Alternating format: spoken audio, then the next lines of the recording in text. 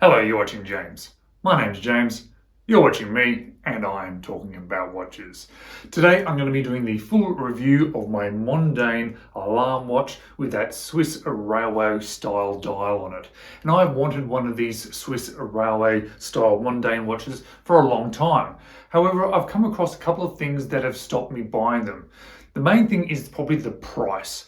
It's also because it's a quartz watch, but you put those two things together and it's a rather expensive quartz watch, and it's not a bad thing. It's worth the money. However, for me, I love automatic watches. So to spend the same amount of money on a quartz watch as maybe a Seiko Prospex watch or something that I'm really sort of lusting after, it has been rather hard for me to justify that.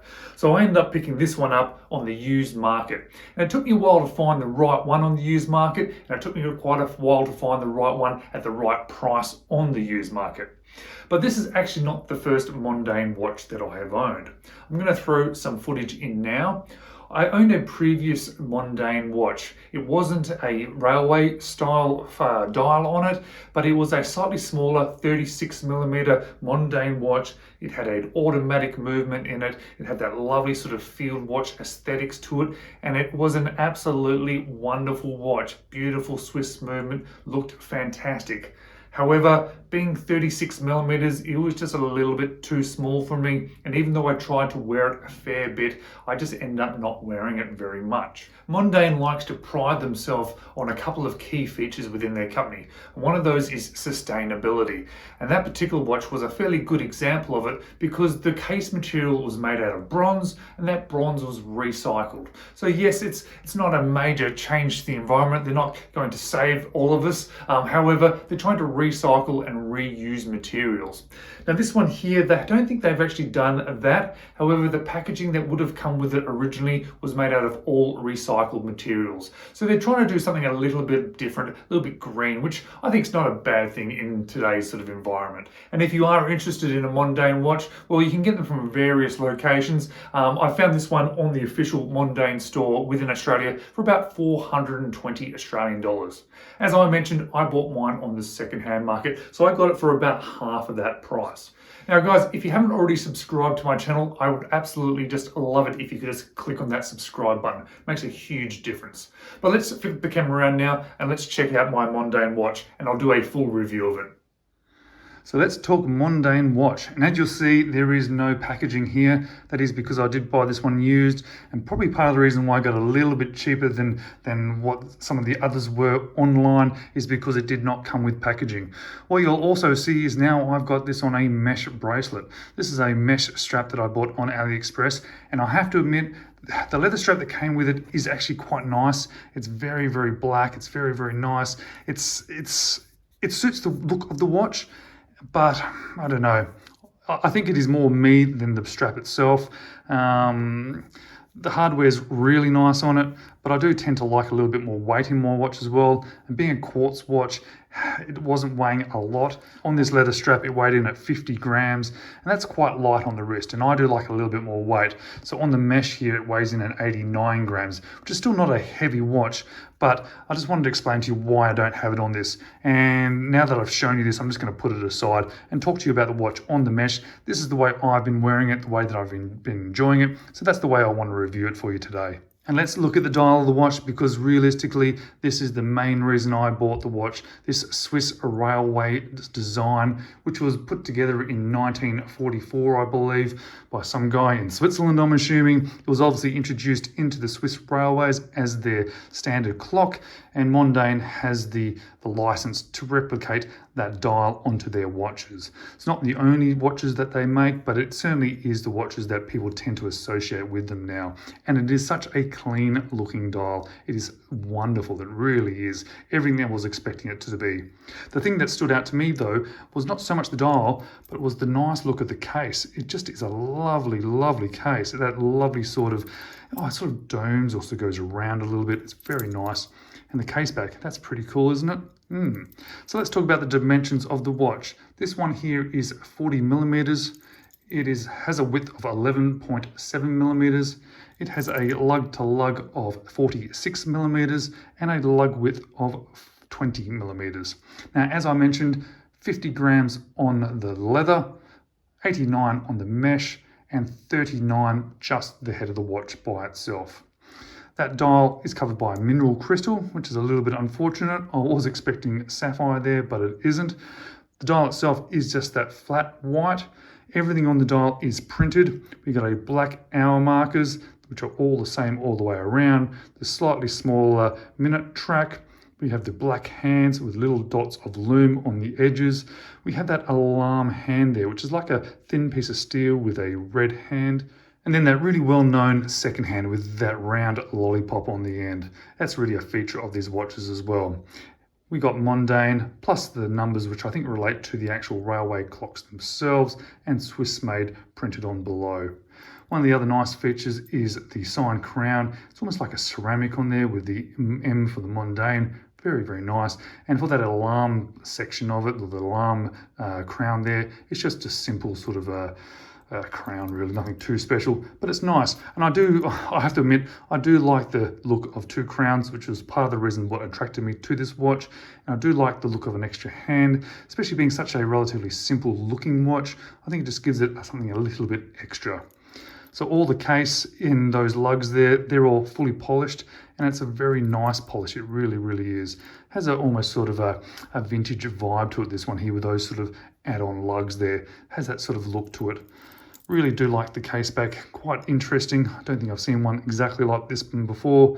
Plenty of information on there. Has a circular brushing, which is nice. Really glad that they didn't go with fully polished there. As we know, fully polished case backs do tend to scratch and scuff up a little bit, but it's got all the information about the watch. Talks about the that's made in Switzerland. Water resistance of 30 meters. And we've got the model number in here, which is 30352. And on that note, let's talk about what the model number exactly is for this watch. Because this one here, I had to write it down, so I'm going to read it because it's quite long. It's A468.30352.11SBB. That is the model number for this particular one. I'll stick it on the top of the screen as well, and it'll also be in the description of the video as well if you happen to specifically want to try and search this one out. So time has changed now because I'm going to show you how the alarm works, and I just had to double check how we did that again because I haven't been using this feature. So the alarm crown is there. Obviously the crown to change and hack the movement is there. So we pull out the alarm movement to activate the alarm. So now in real time now we'd go to bed, and when the hands move around to the point when the alarm goes off, it would then activate and you push that crown back down again now. But obviously we want to make the alarm work, pull the crown out, hacks the watch. I've got it set for 7 o'clock. So let's see as we go along. Can we make this thing make a noise? Keep going, keep going. There we go. Is it going to keep going? No, it's not. Let's go around one more time. Back to 7 o'clock. And now it's doing it again. Hey, so it's going to make that noise. Turn it off, you push down the alarm hand. Obviously, normally we're not going to have that crown open because we are just living with it and having the alarm go off. Now, back to nice and 10 o'clock for the video. Now, utilizing that alarm in real life, I'm not so sure about whether it be something that I'd actually want to use to wake myself up. It's not a bad sort of backup feature, but as I've been playing with it, as I've used it a few times just trying to make it activate, it tends to be about plus or minus 15 minutes out. That may be because of the positioning of the hand isn't perfect, but I'd hate to wake up 15 minutes late if I was trying to set a watch to sort of waking up to go to work in the morning. So let's talk lume and movement. It's probably one of the slight negatives for me. It works okay, but it really is just these two dots on the end of the hour and the minute hand. Obviously those hour and minute hands are these big long black things you can see there.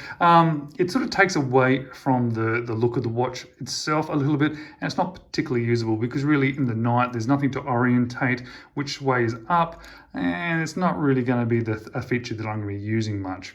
On some of the other Mondaine watches, they've actually got lume underneath the hands, which again, I don't think is going to be a perfectly usable lume, but I think it's quite a cool feature. And then it stops disrupting the sort of the hands there, because if they were just all black, I think that'd just be a little bit nicer.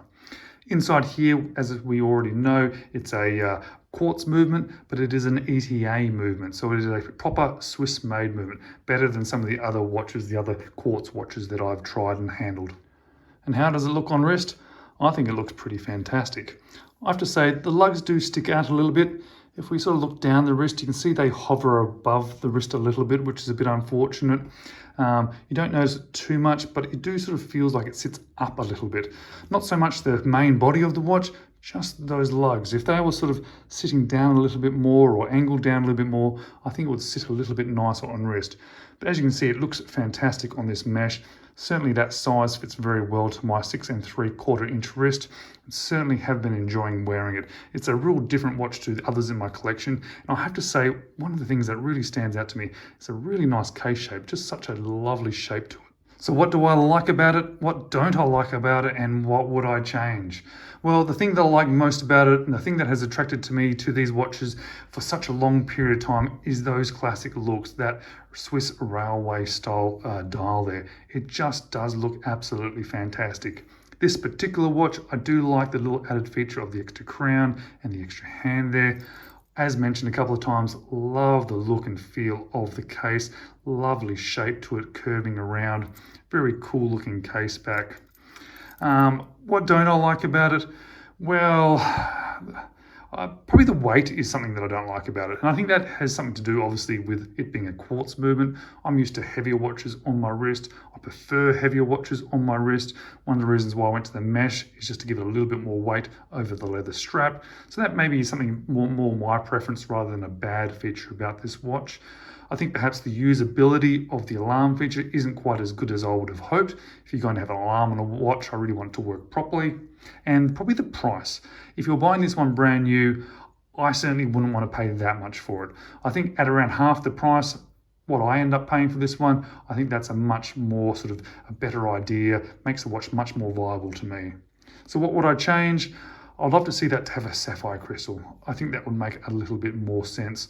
I would love for that alarm hand maybe to be a little bit thicker and perhaps be a little bit easier to use, or at least a little bit more specific, so it actually worked as well as it probably should, rather than sort of what I've been doing in sort of plus or minus 15 minutes. And I would love for it to have a little bit more weight. So what am I saying? Oh, I'd love to see this one in an automatic. I absolutely would. Change it to an automatic, it'd be perfect. But they're a little bit more expensive and I probably don't want to spend that much on this style of watch at the moment. But overall, really nice watch. On the used market, plenty of them out there as well. Just a nice watch, and on that used market, a very good price, and such a fun one to have in the collection, and something a little bit different. And even though I do like automatic watches, and even though I talk about that, it is really nice to have a quartz watch in the collection. So let's flip back to me now, and I'll give you some of my final thoughts. So that's my Mondaine railway style alarm watch.